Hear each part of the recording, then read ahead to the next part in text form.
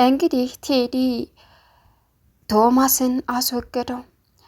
ይመጣልናል እያሉ ሲጠብቁ የነበሩት ቤተሰቦቹ ዛሬ በሚያሳዝን ሁኔታ የኤልሹ አጎት እንግዲህ የአባቷን አስክሬን ቱቦ ስር ተቀርቅሮ አገኙ።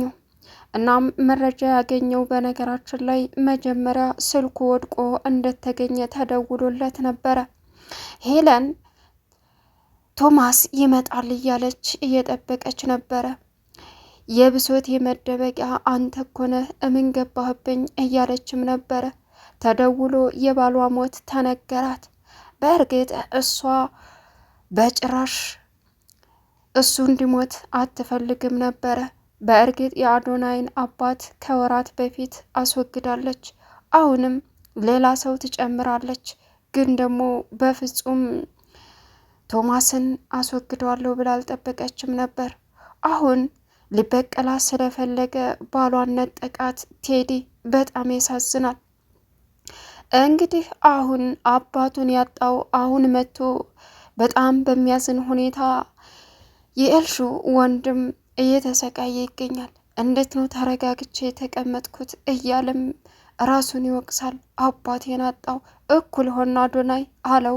አዶናይም በጣም ደነገጠ። የሰማውን ነገር ማመን አቃተው። ሰላም ውድና የተከበራችሁ የዙዙነት ሚዲያ ቤተሰቦች እንዴት ናችሁ? ልይ ሰላማችሁ ይብዛልኝ።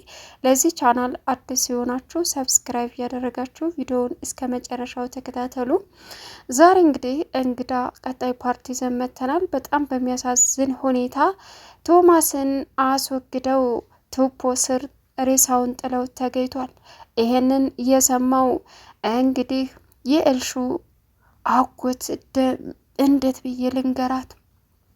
በእርግጥ ለሌሎቹ ለወንዶም ልጅ አልተናገረም።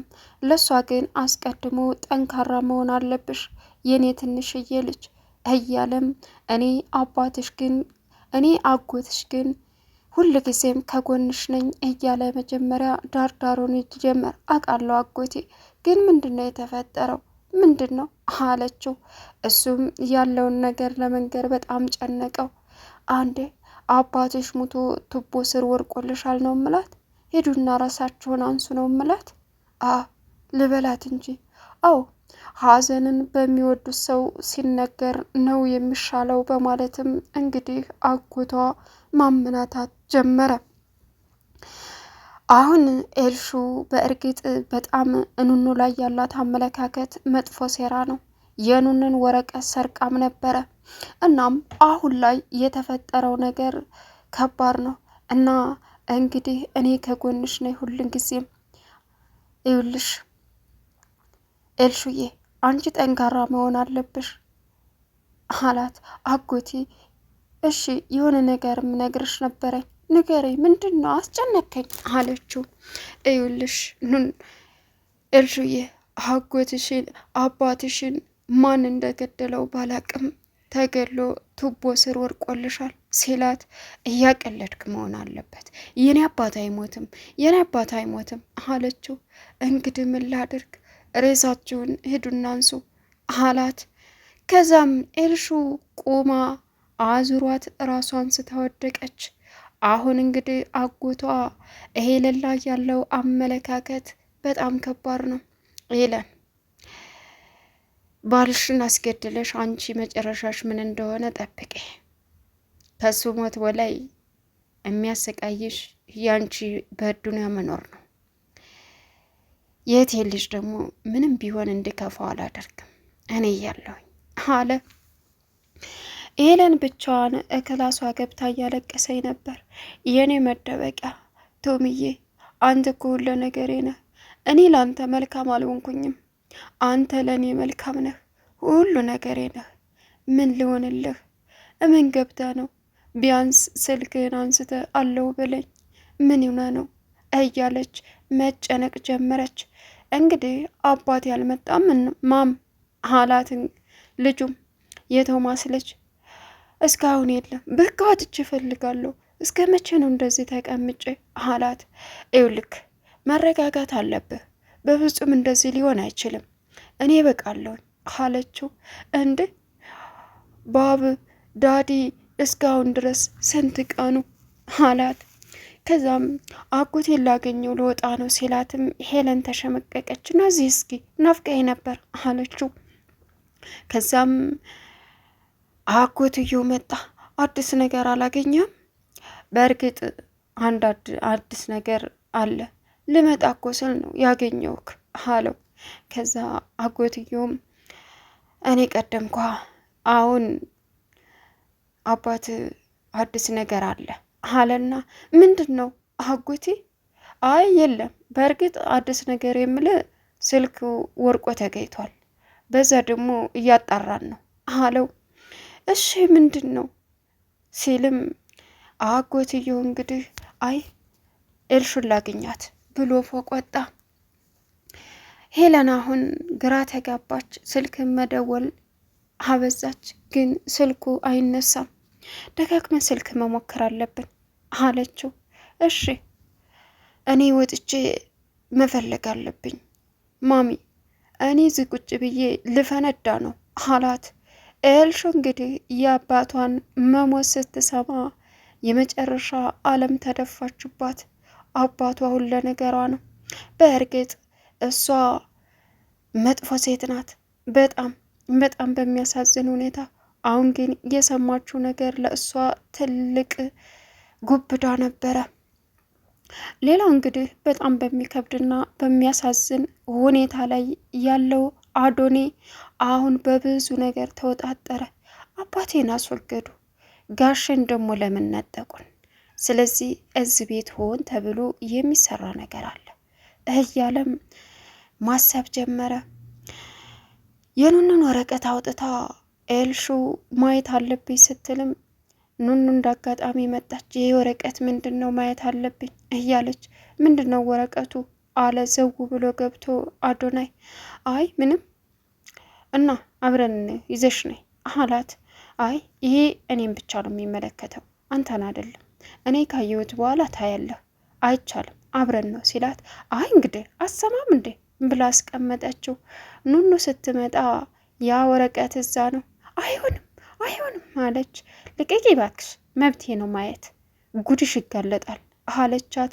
በፍጹም መታየት የለብሽም፣ ይህን ነገር እትዬና ጋሽ ቢያው ይገሉሻል፣ ለአንቺም ጥሩ አይደለም። ቤተሰቦች እኮ ናቸው ፈቅደውልኛል፣ በፍጹም ሊፈቅዱልሽ አይችሉም በማለትም ልትሰጣት አልቻለችም። ከዛም በጥፊ ደረገመቻት። የህይወቴ ጉዳይ ነው ብላ።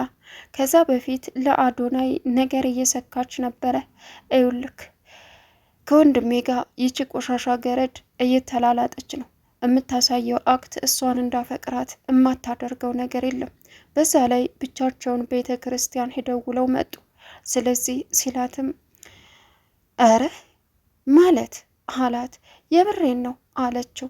በቃ ታያቸው ብቻቸውን ደግሞ አልሄዱ እና ያንተ አልበቃ ብሎ ወንድሜ ጋር አትመጥነውም እኮ እንዴት ነው የምታስበው? ኤልሹ በቃሽ፣ ስርዓት ይኑረሽ አላት። አዶናይ እንደ መቅናት እያለም ጭምር። ኤልሹ በጣም ለኑኑ ያላት አመለካከት ከባድ ነው። በጣም ይገርማል። እሷ ምን እያረግሻቸው ነው? ሲቀርቡሽ ምን እየነገርሻቸው ነው? እንዲህ ላንቺ ልባቸው የሚወልቀው? ፈጣሪ ሆይ እመኝኝ፣ ከማን ጋር እንደተሳፈልሽ አልገባሽም እያለች እንግዲህ መጥፎ ሴራዋን መደርደር ጀመረች። እጅግ በጣም ይከብዳል። ይህንን ብለው ሳያበቁ ኑኑ ዘው ብላ መጣች። ይሄ አይመለከትሽም፣ የህይወቴ ጉዳይ ነው ስትልም ልትሰማት አልቻለችም። ግን ደግሞ አዶናይ በጣም ተናደደና መካከላቸው ገብቶ ስጫት በቃ ሲላት እምቢ ስላለች ተኤልሹ ምን ጥቅ አድርጎ ለሁለታችሁም አይሆንም እኔ ጋር ነው የሚሆነው ብሎ ያዘው። አዶናይ ስጠኝ፣ ይሄ የህይወቴ ጉዳይ ነው የህይወቴ ጉዳይ ነው አለችው። እሺ ኑኑ እውጭ ላውራሽ አላ። ወረቀቱን ሳልይዝ አልወጣም አለችው። እኔ ወረቀቱን ልወስድብሽ ሳይሆን በቃ ላውራሽ ነው የምፈልገው እኮ ስጠኝ አዶናይ አለችው። ኤልሹ ደግሞ ወረቀቱን ከሰጣት ተናግሬያለሁ አለች። ሲጣሉበት ኑኑን ወረቀቱን ሰጥቶ አስወጣት። አሁን እንግዲህ በጣም በሚከብድ ሁኔታ ትልቅ ሀዘን ውስጥ ገቡ። መሲን እያሰቃያት ያለው ማን ነው? ቴዲ ነው። ከዚህ በኋላ ሄለን ምንም አታደርግሽም። በእርግጥ ስለ እኔ ስታውቂ ስለ እኔ የምታደርጊው ነገር ይጠፋሻል። አዎ በጣም መጥፎና ክፉ ሰው ነኝ። እኔ ግን በጣም ነው ማፈቅርሽ እያለም መልሳ ስትደውልለት ስልክ ሊያነሳላትም አልቻለም። በጣም በሚያሳዝን ሁኔታ ልቧ ተሰበረ። በሩንም እየከፈተች የሚከፍትላት አጣ። አንቺ አረመኔ ሴትዮ ክፈችልኝ! ለሁለት ተጫወታችሁብኝ ማለት ነው በድጋሚ። ወይኔ መሲ ሙቻለሁ። በቃ ምን እንዳታረጊ ነው ከዚህ በላይ በሩን ክፈችልኝ እያለች በሩን መደብደብ ጀመረች። ግን ማን ሰማት? ማንም አልሰማትም። በሚያሳዝን ሁኔታ እያነባችና እያለቀሰች ይህ አረመኔ ሰውዬ ይህን ያክል ዓመት ሳወራ የነበረው እሱን ነው እያለችም ያለች። መጀመሪያ ቴዲ ፎቶውን ሲልክላት ይህን የተረገመ ሰውዬ ፎቶ ለምን ላከብኝ? ምን አስቦ ነው እያለች በጣም እየተናደደችም ነበረ። ነገር ግን በኋላ ላይ እሱ ጻፈላት፣ ደወለላትም። በድጋሚ ተጎዳሁ ማለት ነው፣ ተጫወቱብኝ እያለች ተስፋ በመቁረጥ እሪ ያዙ ይልቀቁኝ አለች። እንግዲህ የኤልሹ አጎት ሁሉንም ነገር ጠንቅቆ ያውቃልና አሁን ሄለን ላይ ከባድ ችግር ይፈጥራል። በእርግጥ የእህቴን ልጅ በፍጹም እንድከፋ አላደርገው፣ እሷን ግን ህይወቷን ሲኦል ነው ማረገው አለ።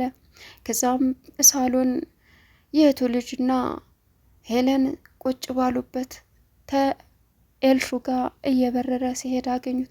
አጉቴ ቆይ አብረን እንሄድ እንጂ ምን ሆነ ነው ሲለው፣ አይ መፍጠን አለብኝ፣ አንተ እዚህ ይሁን፣ አዲስ ነገር አለ እንዴ? ምንም በስልክ አሳውቀዋለሁ አለው። ይህን ጊዜ ሄለን ደነገጠች። ምን ተፈጥሮ ነው በማለትም ማልቀስ ጀመረች። ልጄን ብቻዬን ጥላሃት መደበቂያ የኔና የልጄ ሁሉ ነገር እያለች ማልቀስ ጀመረች። ነገር ግን ስልክ ተደውሎ አንድ ጆሮዋ ላይ የውሸትም የእውነትም ማመን ለሚከብድ አቃጨለባት። ቴዲ እንደገደለው ሳይሆን እንግዲህ ውዱ ባልተቤትሽ ተገሎ ቱቦ ተቀርቅሯል አሏት። ቻናሉን ሰብስክራይብ